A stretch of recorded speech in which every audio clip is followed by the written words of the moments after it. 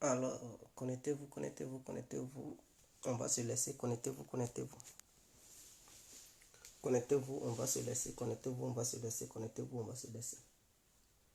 Voilà, mettez-vous en ligne, mettez-vous en ligne, mettez-vous en ligne, mettez-vous en ligne. Mettez-vous en ligne, on va se laisser, mes frères et sœurs. Mettez-vous en ligne, on va se laisser. Mettez-vous en ligne, mettez-vous en ligne, mettez-vous en ligne. Voilà, j'espère que vous allez très bien. L'incontournable. J'espère que vous allez très bien, l'incontournable. Alors, donc, donnez-moi mes étoiles en quitter ici. Il fait quelle heure même? Il est 22h25 minutes. C'est très important. Donc, connectez-vous. Et n'hésitez pas à vous abonner sur la page Guégué Complet. Je ne sais pas, il y a des gens qui regardent la vidéo. Ils regardent les vidéos que je fais. Ils regardent ça massivement, mais ils ne s'abonnent pas. Ils commentent, oh, c'est meilleur, hein, tu sais faire les analyses et tout, mais abonnez-vous. Au lieu de dire, tu sais faire les analyses, abonnez-vous d'abord avant de commenter. C'est très important. Comme ça, vous n'allez pas rater les différents directs. C'est très important. Parce que de nos jours, il faut s'informer. Hein, il faut s'informer. Faut plus on va être analphabète. On doit s'informer avec plusieurs sources. Il ne faut pas uniquement regarder une seule source. Donc le fait de s'abonner, c'est très important. Vous m'écoutez, vous écoutez d'autres personnes et vous tirez des conclusions. C'est comme ça qu'il faut faire. Hein? Vous pouvez regarder les chaînes, hein? TV, vous pouvez regarder, hein, les youtubeurs, vous pouvez regarder les cyberactivistes, vous pouvez regarder toutes sortes d'informations que vous voulez et tirer vos propres conclusions. C'est comme ça qu'il faut faire. Il ne faut pas dire, oh, mais je n'aime pas son crâne, il m'énerve. Ou bien, oh, c'est bien. Non. Hein? Je vous demande d'écouter plusieurs sources et tirer des conclusions fiables. C'est ça qui est important. Donc, nous ne sommes plus dans le monde archaïque, nous sommes dans un monde numérique. Et donc, on doit s'informer pour ne plus être des analphabètes. On doit s'informer pour ne pas que des gens écrivent cette histoire qui se passe devant nous, pour ne pas que des gens falsifient cette histoire demain pour raconter ça à nos enfants. Il faudrait qu'on soit nous-mêmes nos propres historiens du monde nouveau. C'est très important. Chers parents, donc abonnez-vous. Et n'oubliez pas de me donner mes étoiles. C'est pas Dieu, hein? Un Diagawad. C'est Gégé. Voilà, l'incontournable Gégé. Exactement. Donc, à la fin, vous avez bien écrit Gégé. C'est comme ça. Vous pouvez aussi écrire Gégé compris. Ange Yannick Win. Il me demande pourquoi je suis pro-russe. Il cherche pourquoi je suis pro-russe. Bon, c'est une bonne question. Cette question, vous avez le droit de la poser. Et donc, je vais m'exprimer tout à l'heure. Avant de rentrer dans le but du sujet réellement, je vais m'expliquer. Je vais m'expliquer. Je vais m'expliquer pourquoi je prends position. C'est pas parce que je n'aime pas les autres. Non, c'est pas ça. J'aime tout le monde. Mais il faut être du côté de la vérité. Alors, bonsoir, bonsoir à tous et à tout temps pour tous ceux qui ne me connaissent pas. Je suis l'incontournable gars et gars compris tout terrain, l'homme dont on parle, l'homme qui n'a pas froid aux yeux, l'homme qui ne marche pas ses mots. Vous pouvez aussi m'appeler devant la vie, l'homme n'est rien, gouverneur italien, docteur Mondon.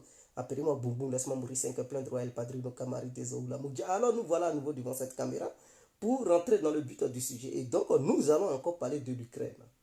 Pour ce qui se passe et ce qui se prépare, c'est très important. Mais avant ça, il y a un internaute qui m'a posé une question, Ange Yannick Win, si je ne me trompe pas. Voilà, il dit, quelle est la question posée? Excusez-moi. Il dit, pourquoi tu es pro-russe? Mais non, il ne s'agit pas de pro-russe. Je ne suis pas un pro-russe. Je suis pro la vérité, si on peut parler ainsi. Pourquoi je défends la vérité? Parce qu'il faudrait que ça soit clair. Il faudrait que ça soit clair. Ce monde dans lequel nous sommes est un monde hypocrite. Vous savez, ce qui se passe aujourd'hui entre l'Ukraine, la Russie et les Occidentaux, ce n'est pas la Russie qui a commencé ce genre de choses. Vous savez, les Occidentaux disent que la Russie ne respecte pas le droit international. Mais cette histoire de la Libye, quand l'OTAN a intervenu en Libye, c'est-à-dire cette coalition occidentale, militaro, politique et économique, cette organisation appelée OTAN, qui a intervenu en Libye, l'objectif de l'OTAN, c'était de faire quoi en Libye? Quand la Russie et la Chine s'étaient abstenus, parce qu'il y a des gens qui posent cette même question, pourquoi la Russie n'avait pas empêché l'OTAN d'aller tuer Kadhafi? Je tiens à rappeler aux gens qui parlent ainsi que le président qui était au pouvoir en ce moment-là, ce n'était pas Vladimir Poutine. Il faudrait que ça soit clair. Parce qu'un pays fait sa politique par rapport aux dirigeants qui dirigent ce pays. Un pays peut être fort et que si ce pays a un dirigeant lâche, mais ce pays sombre, ce pays fait n'importe quoi. Et ceux qui veulent faire ce qu'ils ont envie de faire, ils font ça sans que ce pays ne bouge. Donc, ça dépend aussi des dirigeants. Un pays peut être riche et avoir un dirigeant con qui vend tout. Un pays peut être riche et avoir un dirigeant fort qui défend ses intérêts. Un pays peut être pauvre et avoir un dirigeant fort qui fait respecter ce pays. Un pays peut être pauvre et avoir un dirigeant lâche et délaisser le pays. C'est très important. Donc, l'objectif de la mission occidentale appelée OTAN, c'était de protéger les civils face au gouvernement de Kadhafi. Ce n'était pas pour démanteler le gouvernement de Kadhafi, ce n'était pas de tuer Kadhafi. Ils ont dit que Kadhafi risquait de massacrer son peuple. Et donc, ils partaient pour protéger le peuple et empêcher Kadhafi de lancer une offensive sur la ville de Mousrata. Donc, c'est une ville libyenne parce que c'est là-bas que la révolution libyenne a commencé, financée par les Occidentaux. Et comme Kadhafi amassait des chars pour libérer cette ville, ils ont dit qu'ils s'en vont protéger la ville. Ils s'en vont protéger les civils de Mousrata. Mais arrivés sur le terrain, ils n'ont pas fait ce qu'ils avaient dit au Conseil de sécurité. C'est-à-dire, ils ne sont pas allés protéger les civils de Mousrata. Ils ont dépassé la mission pour laquelle ils étaient allés là-bas. Arrivés là-bas, ils se sont appris à Kadhafi directement. Ils se sont attaqués à Kadhafi, c'est-à-dire ils ont attaqué Tripoli. Or, ce n'était pas Tripoli qui était menacé. Ils ont commencé à dire c'est un dictateur. Il faut l'enlever. C'est un dictateur. Les Hillary Clinton, les Obama, les trucs, Nicolas Sarkozy, l'ancien ministre, l'ancien premier ministre anglais, comment il s'appelait même, David Cameron, et tous ceux-là, ils ont fait une coalition, ainsi que d'autres pays européens. Et ils ont tué Kadhafi. Même ils l'ont arrêté dans le désert. Au lieu de l'arrêter, pour dire, bon, on va le juger et tout. Non, ils l'ont livré aux barbares. Ils l'ont tué. Jusqu'à présent, aucun Africain ne sait où se trouve la tombe de Kadhafi. Parce que pour eux, s'ils créent une tombe, ça va devenir un lieu de pèlerinage. Il faut le faire disparaître. Et donc, Kadhafi a disparu. Est-ce qu'ils l'ont jeté dans la mer? Est-ce qu'ils l'ont découpé?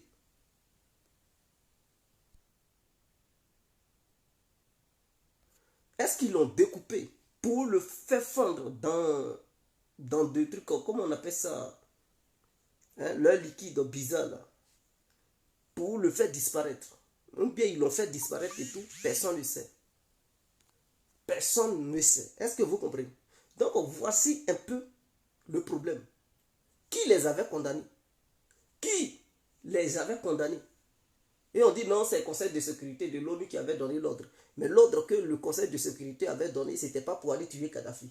Donc eux, ils ont manqué de respect au droit international. Personne n'avait pris une position pour les condamner. Personne n'a fait quoi que ce soit contre ces gens-là. Donc ils ont été barbares en Afrique. En Somalie, quand ils sont allés détruire la Somalie, l'Amérique est allée détruire la Somalie. Qui avait condamné les Américains?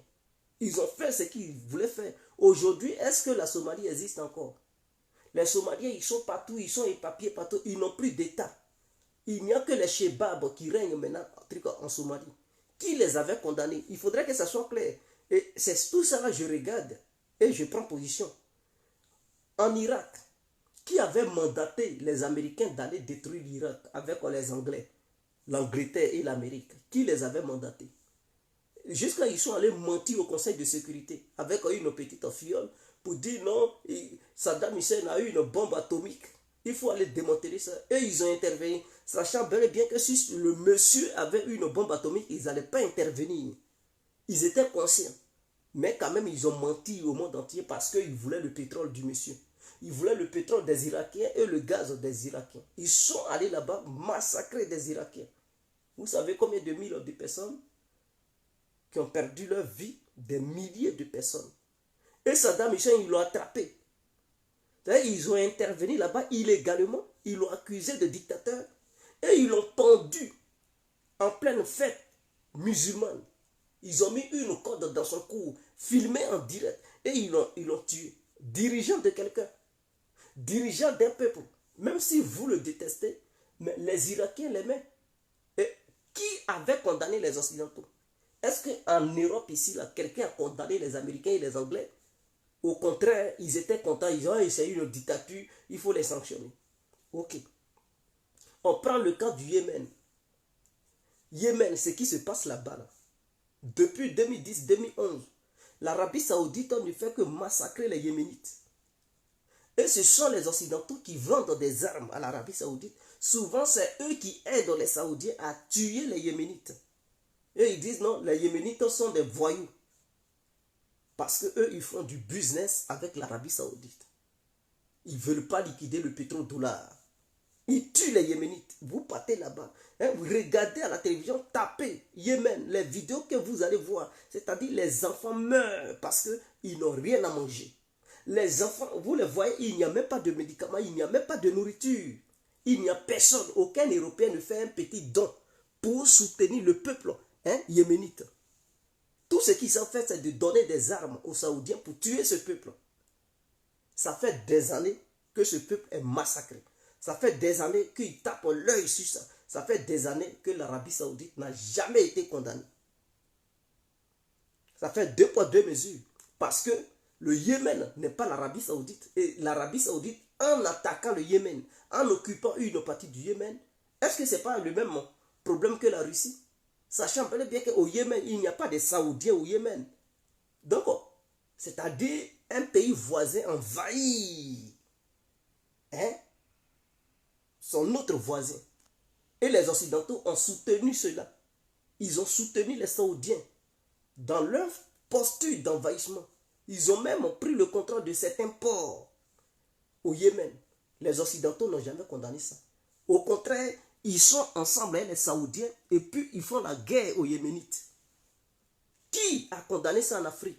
Quel président africain qui a osé le temps pour dire non, on condamne tout, personne, aucun président en Afrique n'a jamais fait ça. Même en Europe, partout dans le monde, il y a d'autres qui condamnent ça. La Russie a condamné et tout, et c'est un truc. Mais en Europe ici, aucun président européen ou premier ministre européen n'a jamais levé le ton pour dire on condamne. Parce qu'ils sont d'accord avec. Mais pourquoi être d'accord avec les Saoudiens qui envahissent leurs voisins? Vous les financez, vous les aidez même à envahir les voisins, trucs comme ces voisins. Mais de l'autre côté, vous condamnez.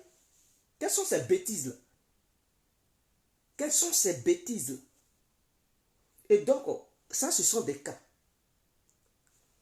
En Afghanistan, quand ils ont intervenu là-bas, ils ont dit, oh, il y avait Ben Laden. Donc, parce que les Afghans cachaient Ben Laden, ils sont allés bombarder le pays. Et c'était les talibans qui étaient au pouvoir. Ils ont intervenu là-bas, ils ont renversé les talibans. Ils n'ont pas tué Ben Laden. Hein. Ils ont dit non, on va instaurer la démocratie. Donc, l'homme pour lequel vous étiez parti là-bas, là, au lieu d'aller l'attraper, ils ne l'ont pas attrapé. Hein. Ils sont allés renverser un gouvernement qui était là. Et ils ont dit, bon, nous, on met un autre gouvernement, on va instaurer la démocratie. Donc, en réalité, ce n'était pas à cause de Ben Laden, ils étaient partis là-bas, en fait. Ils étaient partis là-bas parce que le régime qui était là ne leur plaisait pas. Et donc, ils ont dit, Ben Laden se cachait en Afghanistan. Ils sont allés renverser le régime afghan. Ils ont déclenché une guerre, massacré des Afghans. Qui a condamné ça? Qui avait condamné ça? Personne. Ça, on tape l'œil dessus. Bon, on part encore en Serbie. En Serbie, aujourd'hui, quand on vous parle de Kosovo, c'est une partie de la Serbie. Donc la Serbie qui avait été bombardée dans les années 99, si j'ai une bonne mémoire, en 99, il y a eu une guerre en Serbie où l'OTAN a intervenu, c'est-à-dire les Américains et les Européens ont fait coalition. Parce que pour eux, il fallait défendre une minorité appelée les Kosovars. Les Kosovars, ce sont des Albanais qui vivent sur le territoire serbe. Est-ce que vous comprenez? Et ceux-là, ils disaient que non, ils étaient maltraités. Donc, ils se révoltent contre le gouvernement central de la Serbie. Et eux, ils réclament leur indépendance. Ils prennent les armes. Donc, ces armes-là, c'est-à-dire, ce sont des pays membres de l'UE qui les ont armés. Ils ont armé ces Kosovars-là. Et ils ont pris les armes. Ils se sont rebellés. Ils ont dit, eux, ils veulent leur indépendance. Donc, le gouvernement central serbe lance une offensive pour les désarmer. Qu'est-ce que l'Europe dit? L'Europe dit, ah, la Serbie est en train de massacrer son peuple. Et donc, il faut intervenir pour protéger la minorité serbe. Pour que cette minorité puisse créer son État. Ils ont intervenu là-bas. L'OTAN a intervenu. Ils ont bombardé la Serbie. Même jusqu'à ils sont allés bombarder même l'ambassade de la Chine en Serbie là-bas. Ils ont tué des milliers de Serbes. Et ils ont permis à ces Albanais qui se réclamaient Kosovo, ils leur ont permis d'avoir leur indépendance. L'Amérique crée une base militaire pour dire, bon, au cas où la Serbie veut libérer cette partie, les Américains vont intervenir. Et donc, ils ont créé une base militaire sur le territoire serbe. Personne n'a invité les Américains. Ils sont allés créer une base militaire pour dire, eux, ils protègent le Kosovo. Mais il n'y a pas beaucoup de pays qui reconnaissent Kosovo en tant qu'État.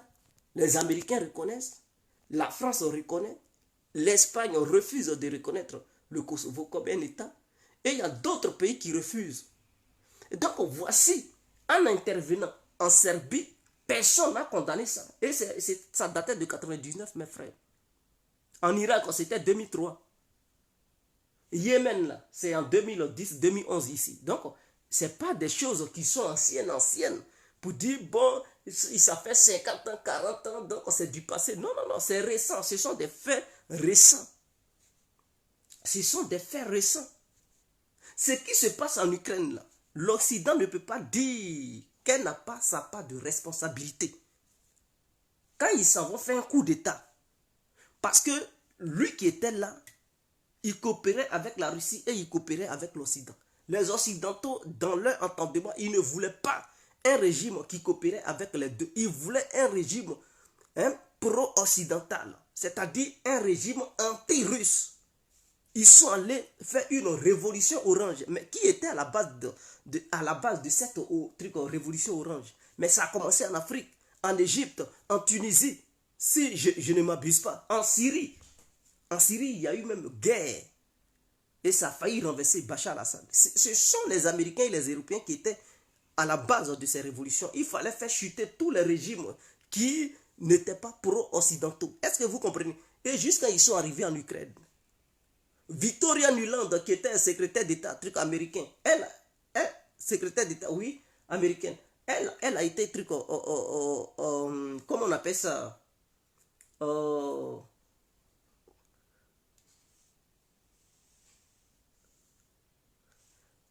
on appelle ce pays où la Russie fait l'opération spéciale? Elle a été en Ukraine. Elle a été là-bas pour partager des vivres. C'est-à-dire, le président en place, il n'est pas encore mort. Hein. Il est là. Toi, tu rentres dans son pays de façon illégale. Tu partages des vivres aux manifestants. Pour dire, on vous soutient, faites tomber le président. Les vidéos sont là. Est-ce que c'est l'Amérique qui t'a envoyé?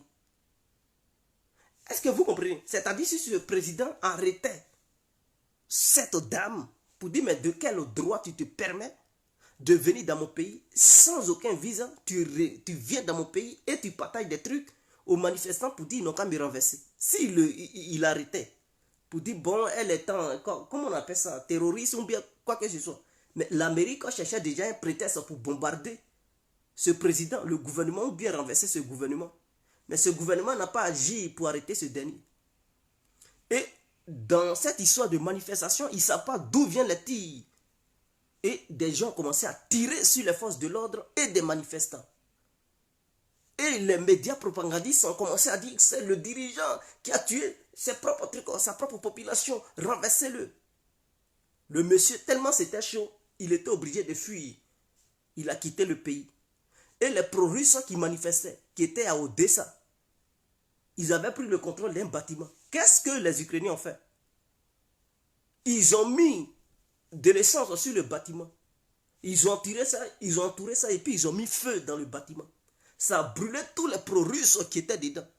Aux yeux de l'Occident. Est-ce que l'Occident a lancé des enquêtes pour dire il faut, parce que ce sont des gens de droits de l'homme, il faut enquêter pour savoir quels sont ceux qui ont commis ce crime odieux.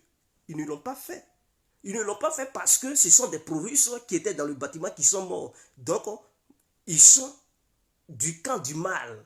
Et donc, c'est tout à fait logique que ces militants ukro-nazis qui ont allumé le bâtiment, c'est bien d'avoir tué des pro-russes brûlés vivants dans un bâtiment administratif. Il n'y a pas eu d'enquête, mes frères. Mais les Occidentaux, les services de renseignement occidentaux, ils sont forts. Ils savent quels sont ceux qui ont fait ça. Ils les connaissent, mais ils n'ont jamais mené d'enquête. Même tous les gouvernements qui ont précédé, c'est-à-dire après ce coup d'État, ceux qui sont venus, qui sont devenus présidents, ils n'ont jamais mené d'enquête pour savoir quels sont ceux qui étaient à la base de la mort tragique des militants ukrainiens, mais qui avaient un amour pour la Russie à Odessa. Ils n'ont jamais mené d'enquête. Ils ont étouffé l'affaire. Mais imaginons que c'était des pro-russes qui brûlaient des gens qui n'étaient pas des pro-russes. Ça allait devenir un tollé. Ça allait devenir une catastrophe. Il fallait les traduire devant la CPI. Il fallait créer il fallait les punir. Mais ils ne l'ont pas fait. Mais pourquoi trier les crimes? Pourquoi favoriser d'autres criminels et condamner d'autres criminels? Un criminel est un criminel. On doit les juger au même titre. Est-ce que vous comprenez? Suite à ça, l'objectif de l'Occident, c'était de confisquer la mer Noire. Couper la mer Noire de la Russie. Empêcher la Russie d'avoir accès à la mer Noire. C'était ça l'objectif. Donc en prenant le contrôle de l'Ukraine, en mettant un gouvernement qui est anti-russe, qui est pro-occidental, l'objectif c'était de faire rentrer l'Ukraine dans l'OTAN. Mais c'est ce qu'on fait là. C'est ce qu'on voit. Ce qui se passe, c'est parce que Zelensky veut coûte que coûte que l'Ukraine rentre dans l'OTAN et dans l'Union européenne. Voilà pourquoi cette guerre se passe là-bas. Donc, c'était l'objectif depuis le début. Et c'est ce que les Russes avaient vu. Et comme ils avaient une base navale à Sébastopol, c'est-à-dire dans la Crimée, ils ont pris le contrôle de la Crimée pour dire votre plan que vous mettez sur pied, on a vu ça. Mais comme la Crimée appartenait à la Russie, et que c'est Joseph Staline qui avait donné ça, je dis bien qui avait donné ça aux Ukrainiens, nous on reprend notre Crimée. Donc votre vision de vouloir nous couper de notre base navale pour nous éloigner des trucs de la mer Noire, ça ne verra pas le jour. Et dans le Donbass, les pro-russes ont dit, eux, ils ne veulent pas abandonner la Russie pour être les alliés des Occidentaux. Si c'est ça, eux, ils veulent aussi leur indépendance. Ils veulent aussi leur indépendance. Dans le cas contraire, l'Ukraine devient un État neutre. Pas de trucs, pas de Russie, pas d'Occident. Ils traitent avec les deux camps. L'Ukraine a dit non, eux, ils veulent traiter l'Occident uniquement, ils ne veulent pas traiter les Russes. Donc, les pro-russes aussi, ils disent non, nous, on ne veut pas aussi appartenir à l'Occident. Parce que notre mère patrie, c'est la Russie. On ne peut pas trahir la Russie pour aller vers les Occidentaux et déclencher une guerre vers la Russie. Donc, eux aussi, ils ont revendiqué leur indépendance. Bon, on dit, les peuples aussi peuvent se définir, peuvent définir de ce qu'ils veulent être, d'après la charte de l'ONU. C'est en ce titre, ils sont allés bombarder la Serbie pour permettre aux Kosovars d'être indépendants. Maintenant, pourquoi en Ukraine, là, ils refusent que ceux du Donbass, qui revendiquent aussi leur indépendance, pourquoi ils ne leur accordent pas cette indépendance? Pourquoi ils refusent cette indépendance? Pourquoi? Si en Serbie, vous le faites, et que vous protégez des gens pour dire qu'ils sont minoritaires et que le gouvernement central risque de les tuer, pourquoi dans le Donbass, vous n'acceptez pas? Ou bien vous ne dites pas que bon, comme c'est comme ça, on veut voir réellement s'ils sont pro-russes.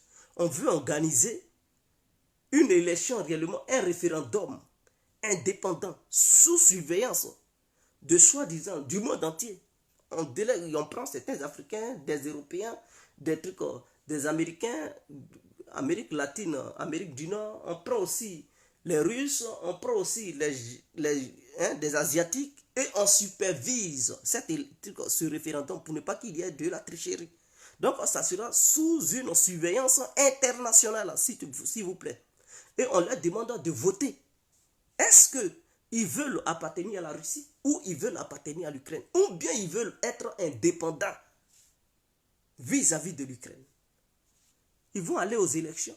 Ils vont choisir. Le monde entier va voir leur choix. Et suite à leur choix, on dit, bon, on vous laisse. Il n'y a pas de souci. C'est ce que vous voulez? Ok. C'est cool. Maintenant, ils refusent. L'Ukraine déclenche une guerre vers ces deux républiques, Donetsk et Lugansk. Parce que l'Ukraine voulait libérer ces deux républiques par la force.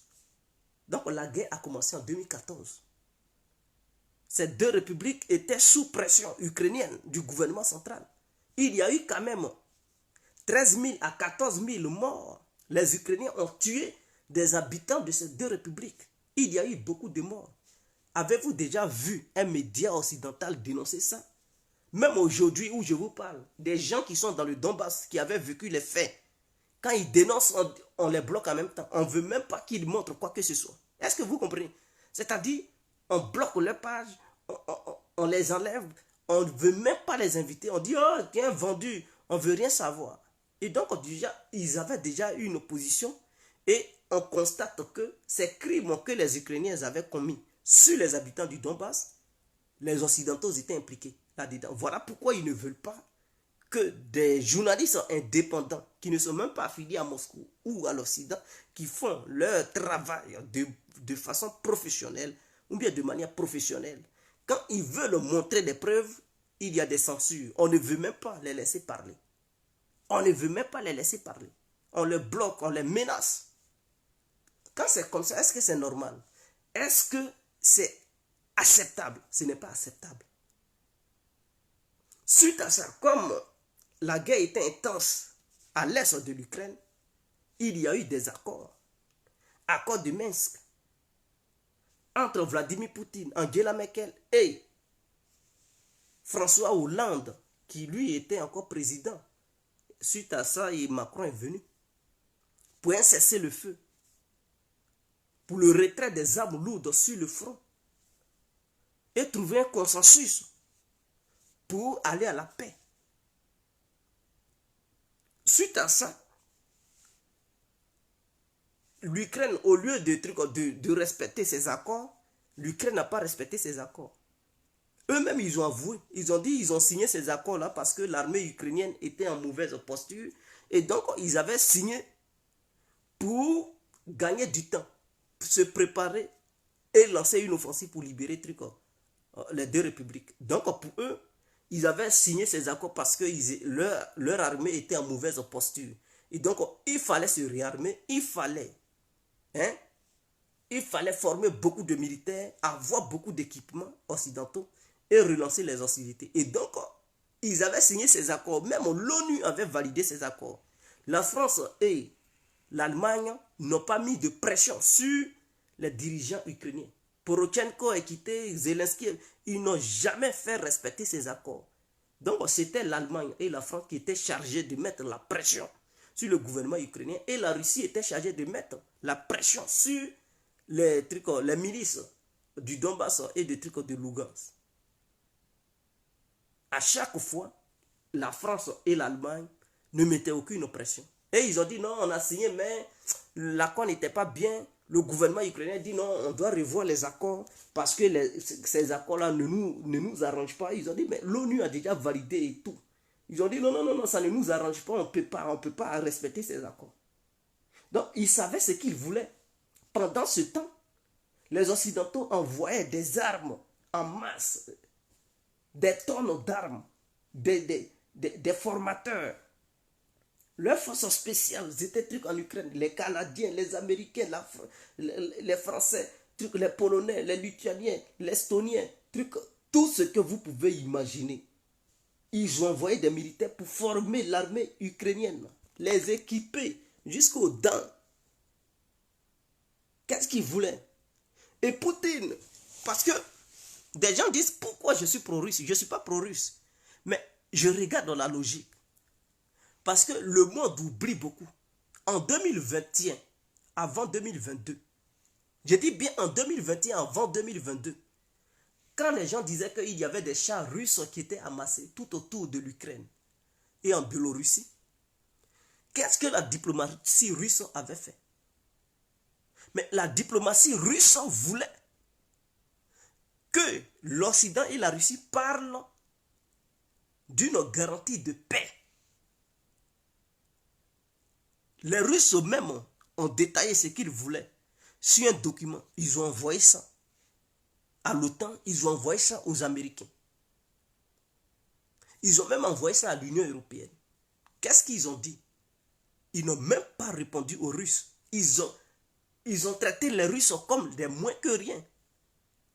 Ils ont dit on n'en a rien à discuter. Au lieu de nous envoyer les documents pour exiger, pour parler de trucs de paix, on préfère qu'on parle plutôt des trucs, des armes à longue portée et à moyenne portée. Les armes nucléaires, c'est là-bas les Américains envoyaient les Russes. Les Russes ont dit non. Le problème de l'OTAN et l'OTAN qui s'implique davantage au sein de l'Ukraine et les manœuvres ukrainiennes à l'est de l'Ukraine nous préoccupent. Nous, on veut une garantie de paix. Garantissez-nous que l'Ukraine n'ira jamais, ne fera pas partie de l'OTAN et tout. Les Américains ont dit non. Qu'est-ce que les Européens ont dit? On dit chaque pays est libre de choisir.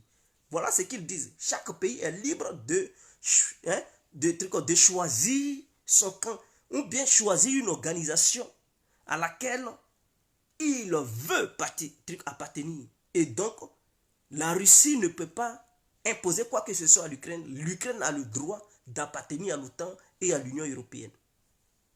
Donc, ça veut dire, en allant sur cette base, les Américains et les pays membres de l'OTAN, c'est-à-dire les Européens, les Américains, ils ont refusé de dialoguer avec la Russie. Ils ont rejeté tout, ils ont balayé tout d'un revers de main.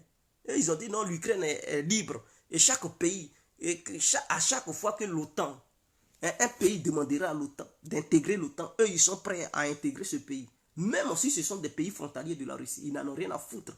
Ils ne vont pas parler de trucs de paix à la Russie pour dire garantie. Non, ils n'en ont rien à foutre. Mais si c'est vous, comment allait être votre réaction? Pendant que la Russie faisait les démarches, ces gars-là, même Biden et Poutine se sont croisés même en Suisse pour parler de ça. Biden n'a même pas donné de suite favorable. Ces gars-là s'est déplacé pour aller aux États-Unis. Ils n'ont même pas donné de trucs, un retour positif. Ils se sont foutus de la gueule des Russes. Pendant ce temps, des avions cargo atterrissaient à Kiev pour surarmer l'Ukraine. Est-ce que vous n'avez pas remarqué ça? Je ne sais pas si ceux qui étaient déjà nés, qui sont grands, ils ont vu ces événements. Vers novembre, décembre, il y avait des avions. Chaque jour ne passait pas sans qu'un avion militaire n'atterrisse en Ukraine pour amener des armes. Ils ont amené toutes sortes d'armes. L'autre, lui, il parle pour parler de paix, pour une garantie de sécurité, pour ne pas qu'il y ait de guerre, et vous refusez et vous envoyez des armes. Mais quel était le but? En envoyant des armes, en envoyant des instructeurs, en formant l'armée ukrainienne, si ce n'était pas la guerre. Et donc, Depuis le début, ils voulaient la guerre. Depuis le début, ils voulaient intégrer l'Ukraine au sein de l'OTAN. Et donc, la Russie ne pouvait pas accepter. Puisqu'il y a un grand philosophe américain d'origine polonaise qu'on appelait Brzezinski, son roman est une bible de la géopolitique des temps modernes qui avait dit, pour empêcher la Russie d'être une grande puissance, une superpuissance, il faut arracher la Russie de l'Ukraine. Si l'Ukraine est arrachée à la Russie, c'est fini pour toujours. La Russie ne sera plus jamais une grande puissance. Et donc, cette leçon, les Européens avaient retenu ça, les Américains avaient retenu ça. Et donc, leur politique, c'était d'arracher l'Ukraine à la Russie. Faire tout pour que l'Ukraine devienne anti-russe. Utiliser l'Ukraine pour combattre la Russie et affaiblir la Russie. C'était ça leur objectif. Et c'est dans ça qu'ils sont. Je tiens à vous rappeler que les missiles de Cuba, qu'est-ce qui avait engendré ça? Pourquoi on parlait des missiles de Cuba? On parlait des missiles de Cuba parce que Cuba n'est pas loin. Cuba est une île qui est non loin des côtes américaines. Et que depuis Cuba, s'il y a des missiles à longue portée, tu peux frapper tout le territoire américain. C'est-à-dire des missiles de 500 km, de 1000 km, tu peux atteindre toutes les villes américaines. Et quand l'Union soviétique, à son temps, partait installer ses missiles à Cuba, les Américains ont dit qu'il était inacceptable, inconcevable de voir l'Union soviétique installer des missiles sur un territoire qui n'est pas loin des États-Unis. Et qu'à partir de ce territoire, l'Union soviétique pouvait menacer toute l'Amérique. Et donc, si l'Union soviétique n'enlevait pas ses missiles, alors il allait avoir un affrontement entre l'Union soviétique et l'Amérique, c'est-à-dire déclencher une guerre nucléaire. Est-ce que vous comprenez? Pendant ce temps, les Américains avaient envoyé des missiles nucléaires en Turquie. Eux, ils avaient envoyé leurs missiles nucléaires en Turquie. Et donc, il y a eu des pourparlers.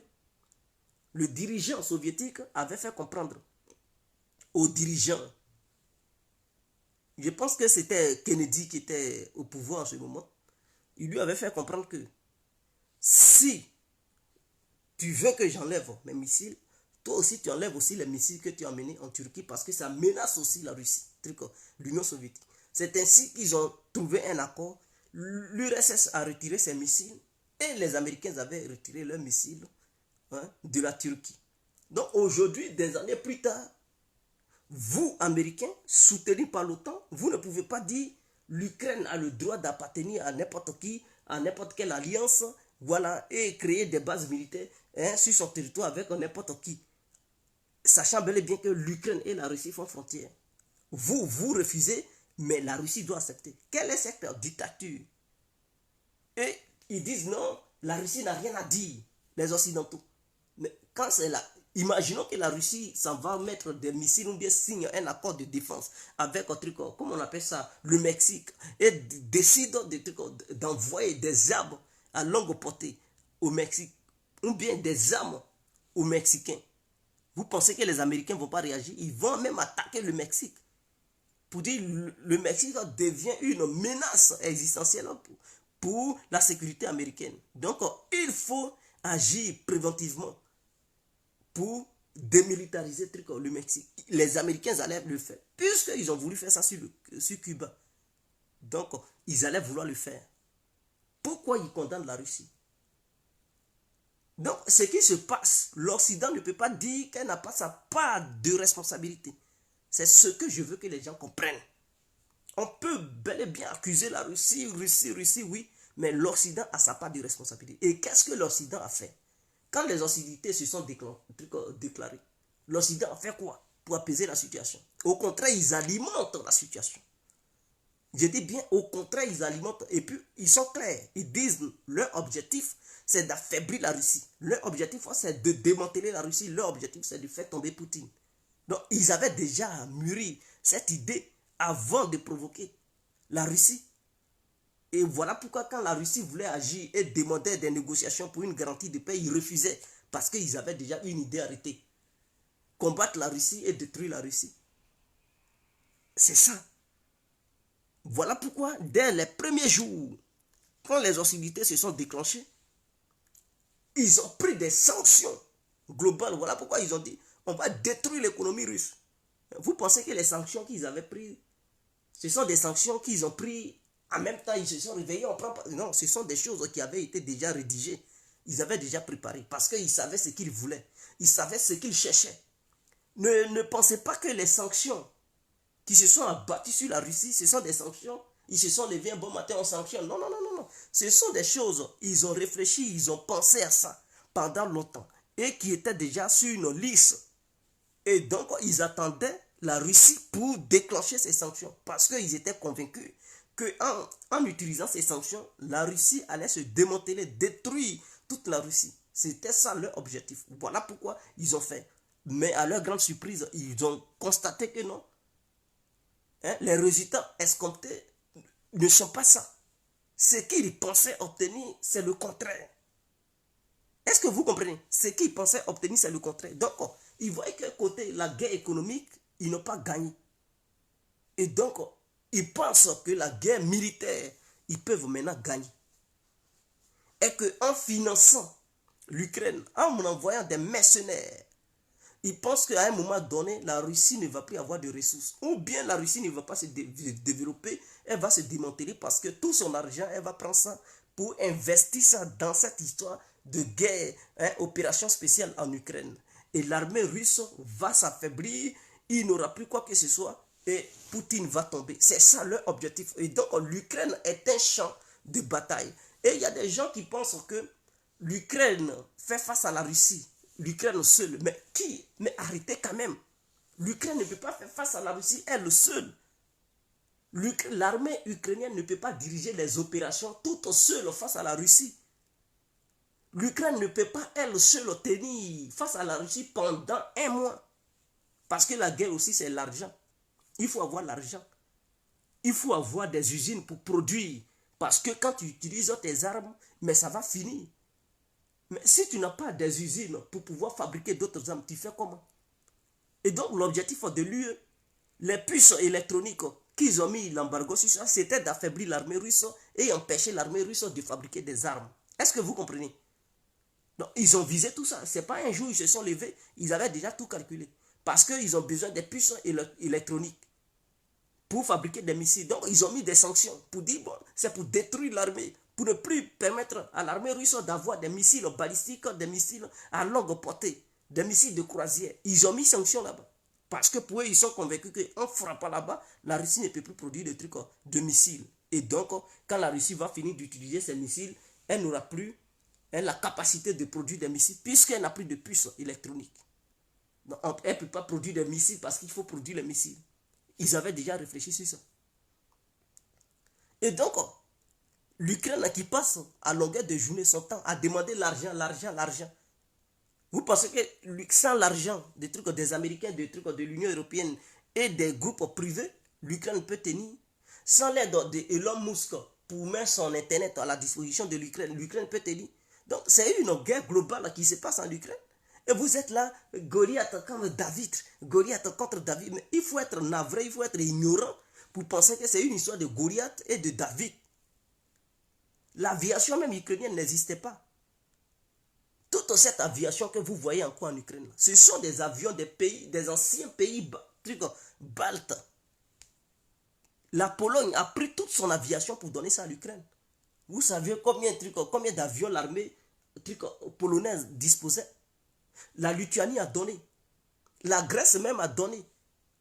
Si la Russie n'était pas forte, vous pensez que quel pays membre de l'OTAN qui peut faire front tout seul face à plusieurs coalitions de pays?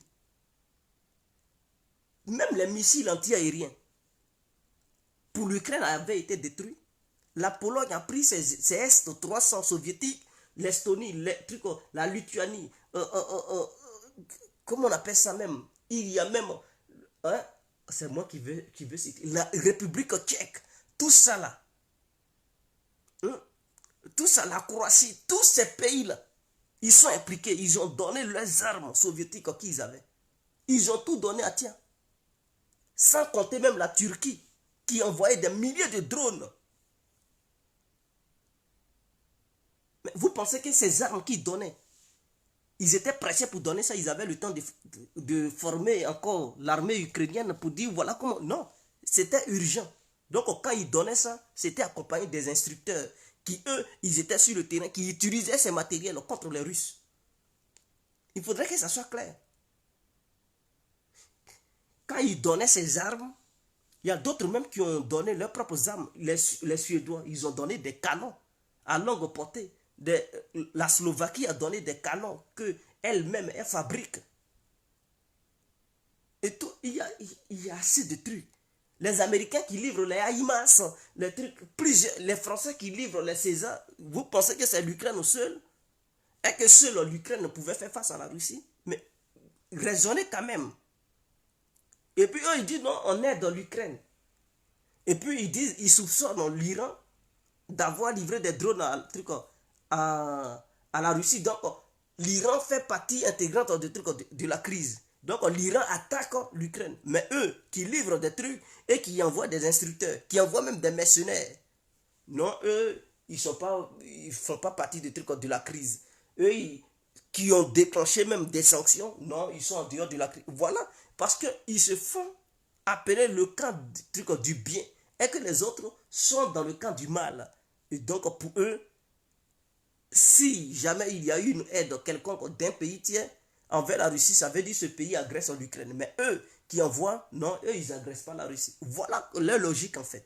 Et ça, c'est de l'hypocrisie. Et ça, quelqu'un qui est conscient, il doit condamner ça. Parce que ce qui se passe là-bas, ils vont déporter leur même idéologie dans d'autres pays. Et ils vont traiter comme ça. On appelle ça de l'hypocrisie politique. Il faut dénoncer. Il n'y a pas histoire d'amour ou de haine là. C'est une vérité absolue. Toi, tu ne peux pas faire partie d'un jeu global. Tu donnes des missiles. Et même les Ukrainiens, ils disent que leur armée est dirigée par les Occidentaux. C'est eux qui sont sur le terrain. Ce sont eux qui conduisent les opérations. Pour que l'Ukraine puisse gagner quelque chose, ce sont les Occidentaux qui prennent le devant. Ils sont des trucs Zaporijie, la centrale nucléaire de Zaporijie. Quand on bombardait ça, ils n'ont pas dit que c'était les Russes et tout. Mais pour finir, ils ont compris que c'était les Ukrainiens qui bombardaient. Vous attendez encore parler de trucs. La Russie bombarde. Ils nous ont fait croire que la Russie se bombardait elle-même. Et donc, c'est-à-dire, c'est accompagné. Ça se fait sur plusieurs volets. Hein. Il y a la guerre économique qu'ils ont déclenchée à la Russie. La guerre des médias. Ils ont fermé toutes les chaînes russes en Occident. C'est-à-dire, Sputnik, Russia Today, ils ont fermé ça en Occident. Donc, la guerre de communication, ils ont déclenché ça à la Russie. Est-ce que vous comprenez? Et donc, c'est sur plusieurs fronts. Mais ils disent toujours qu'eux, ils ne sont pas dedans. Est-ce que vous comprenez leur jeu fou qu'ils jouent? L'objectif, c'est de faire comprendre au monde entier que l'armée russe est faible. Et que l'armée russe fait face à l'Ukraine, l'armée ukrainienne seule. Et que l'armée russe est incapable de battre l'Ukraine sur le terrain de bataille. Mais ils ne disent pas leur soutien qu'ils apportent à l'Ukraine. Et qu'ils sont impliqués. Puisque l'Ukraine n'a pas de satellite. Pour faire une telle guerre de haute intensité, il faut avoir des satellites, des renseignements de haute précision. Mais qui permet aux Ukrainiens? Mais ce sont les Occidentaux. Ils ont mis tous leurs satellites à la disposition de l'Ukraine, comme si c'est eux-mêmes qui faisaient la guerre. Est-ce que vous comprenez? Donc, tous leurs moyens de guerre, ils ont mis ça à la disposition de l'Ukraine. Donc, l'Ukraine même n'utilise pas ses propres moyens pour se battre. L'Ukraine utilise les moyens des pays membres de l'OTAN. Donc, cette coalition. Internet, il n'y avait plus Internet en Ukraine. Qui fournit Internet à l'Ukraine? Mais ce sont les pays membres de l'OTAN à travers leur société privée.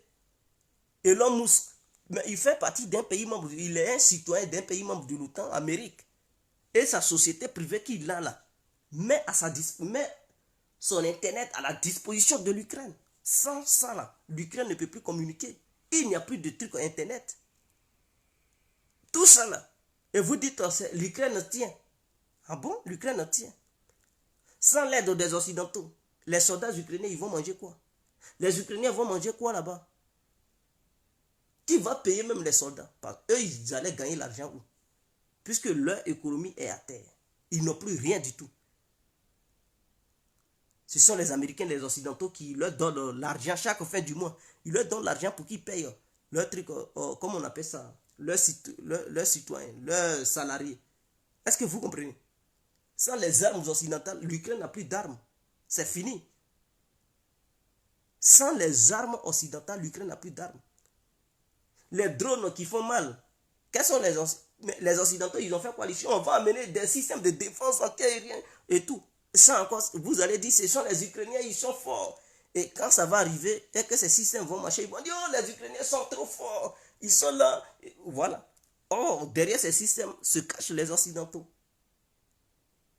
Est-ce que vous comprenez? Donc, chaque Africain doit comprendre. Après avoir fini d'expliquer tout ça, on va rentrer dans le but du sujet, on ne va pas trop durer. Il y a une grande offensive russe qui se prépare. Je dis bien une très grande offensive russe. Parce que parmi les 300 000 personnes, il y avait déjà 100 000 personnes qui venaient de quitter l'armée russe il y a de cela 6 mois.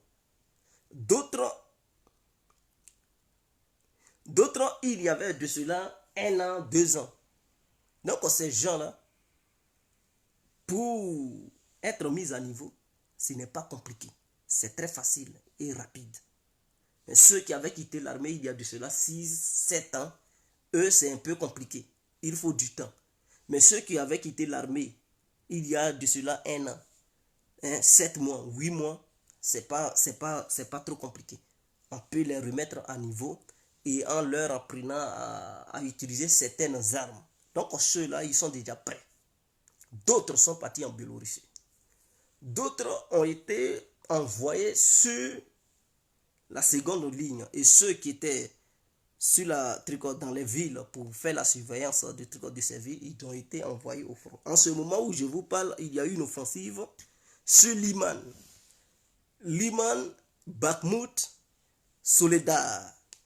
Il y a eu une grande offensive russe en ce moment. Bakhmut ne peut plus résister beaucoup parce que c'est une ville qui a été déjà encerclée. Et donc, il y a les forces ukrainiennes au milieu de cette ville qui disent, bon, ils vont résister jusqu'au bout. Bon, tant pis pour eux.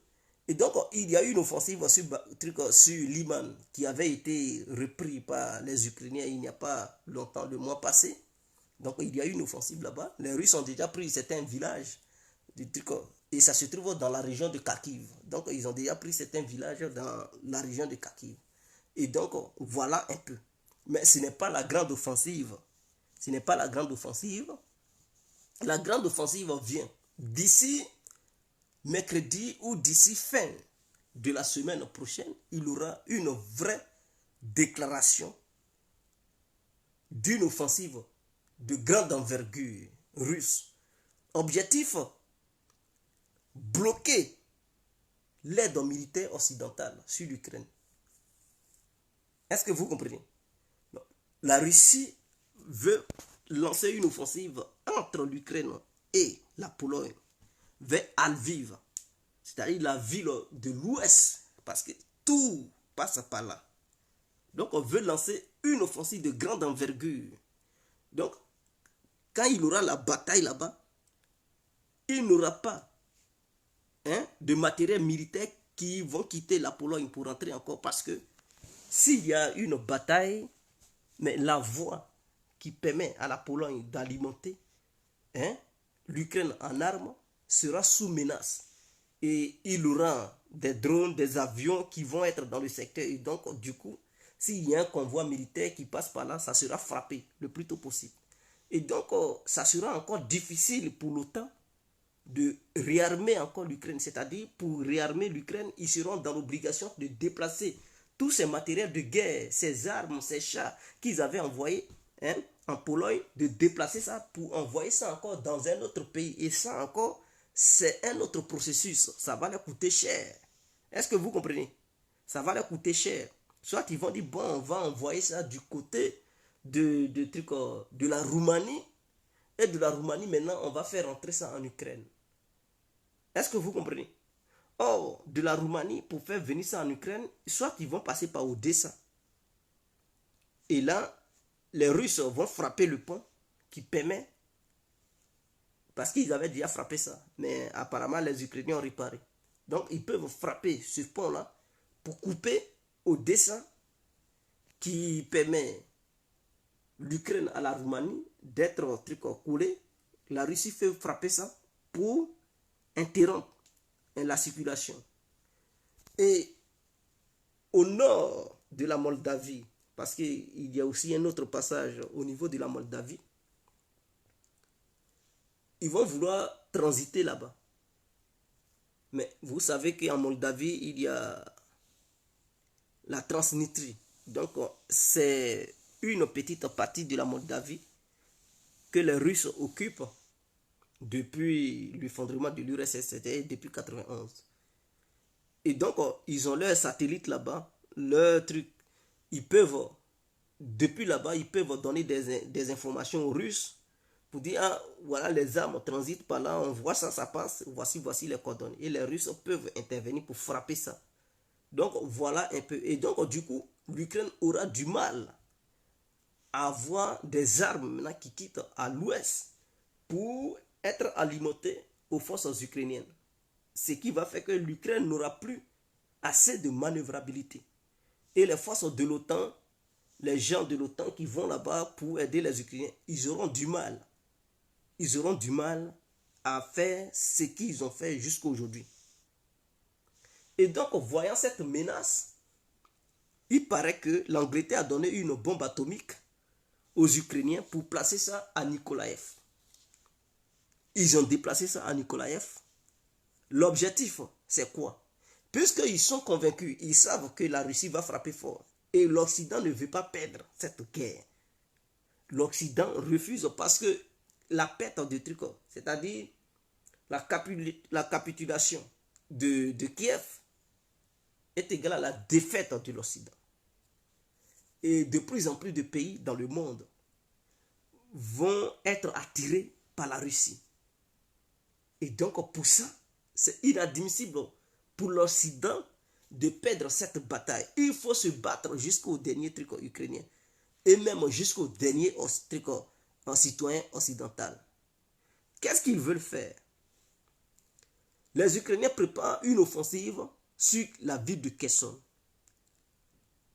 Avant ça, vous avez attendu dans les médias mainstream, ils ont dit, mais pourquoi les Russes n'utilisent pas la bombe atomique? Pourquoi ils n'utilisent pas la bombe atomique? Ils ont chanté bombe atomique matin, midi, soir. Oh, Poutine n'a jamais dit qu'il allait utiliser une arme atomique.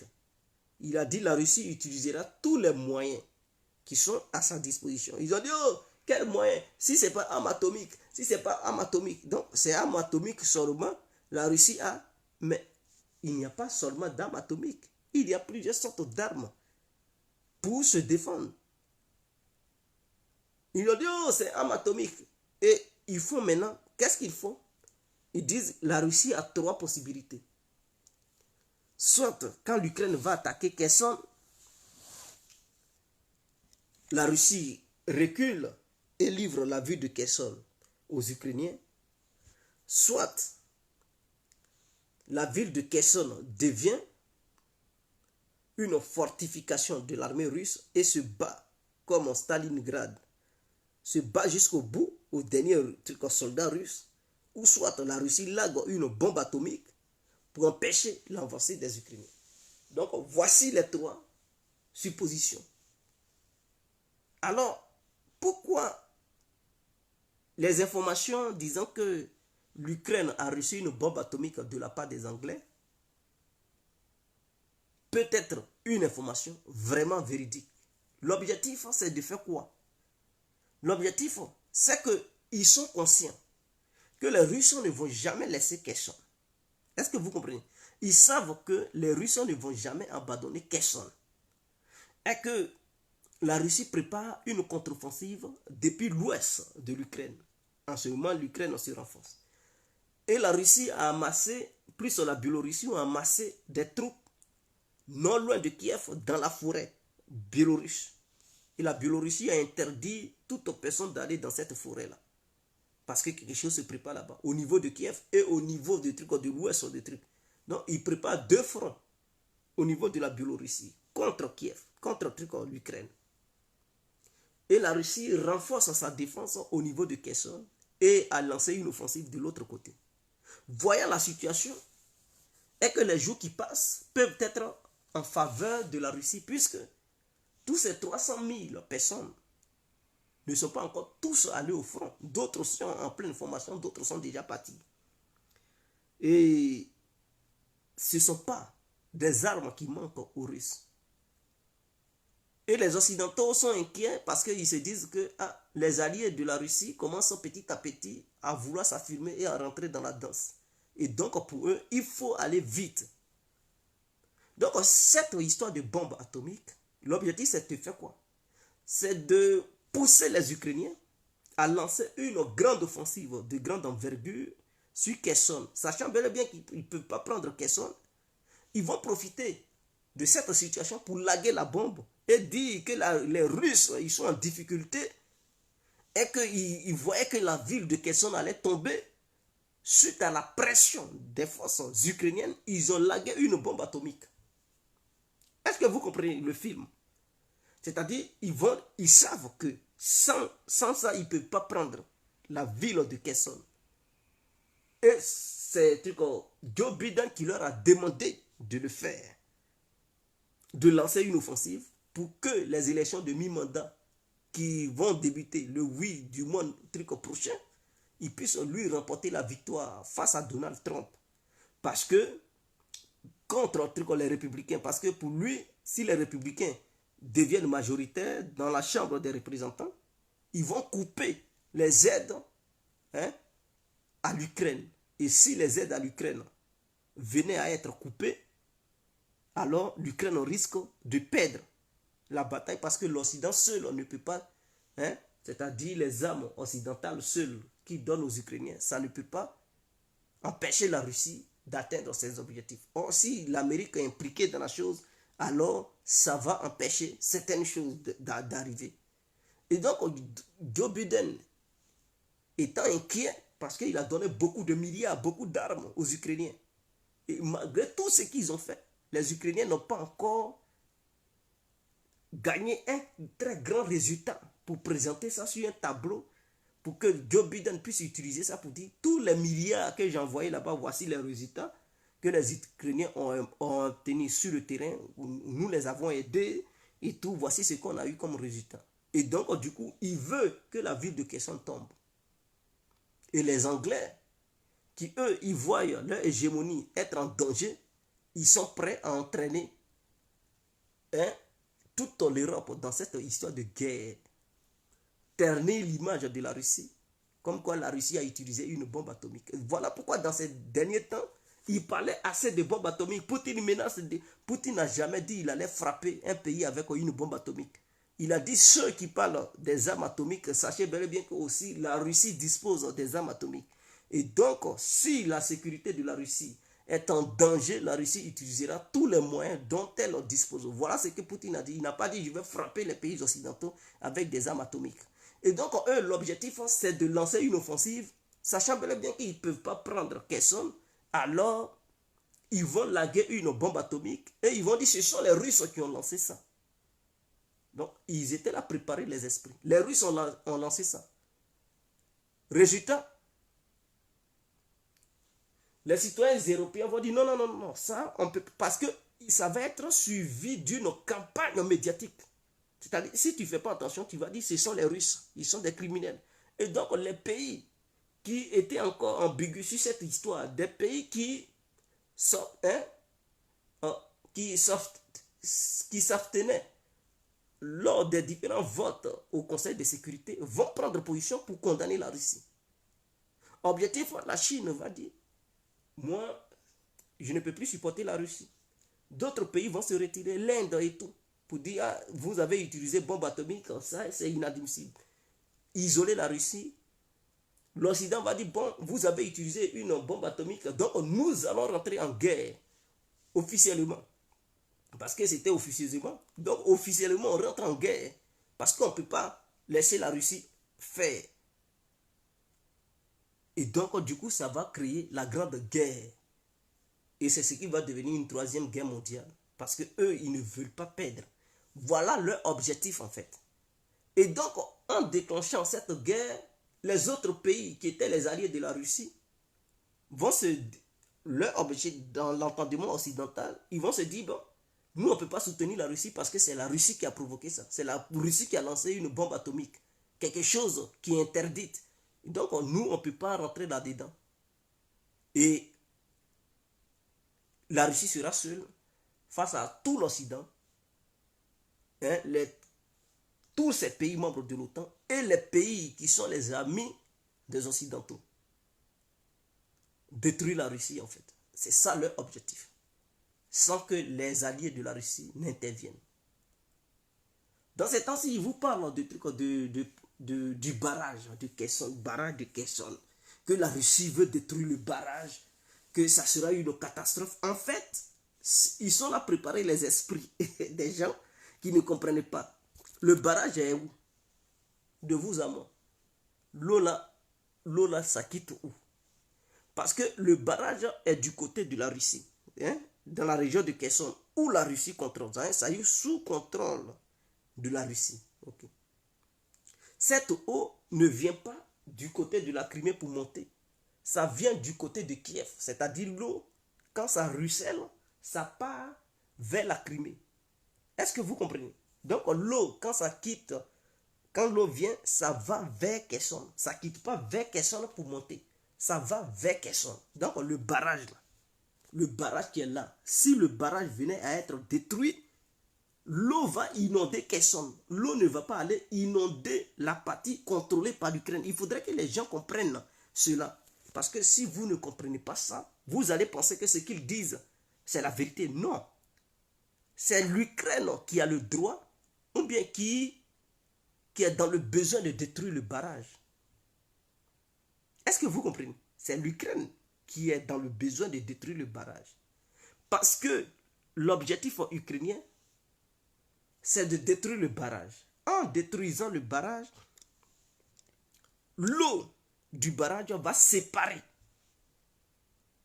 la ville de Kherson aux autres villes de trucs que les Russes contrôlent. C'est-à-dire Zaporizhzhia, Melitopol et tout. Ça va les séparer. Et donc, tellement ça sera inondé, les soldats russes qui sont de l'autre côté, hein, de la ville de Kherson, qui sont dans la ville de Kherson et tout, ils ne pourront plus pouvoir se sauver, puisque l'eau sera un truc.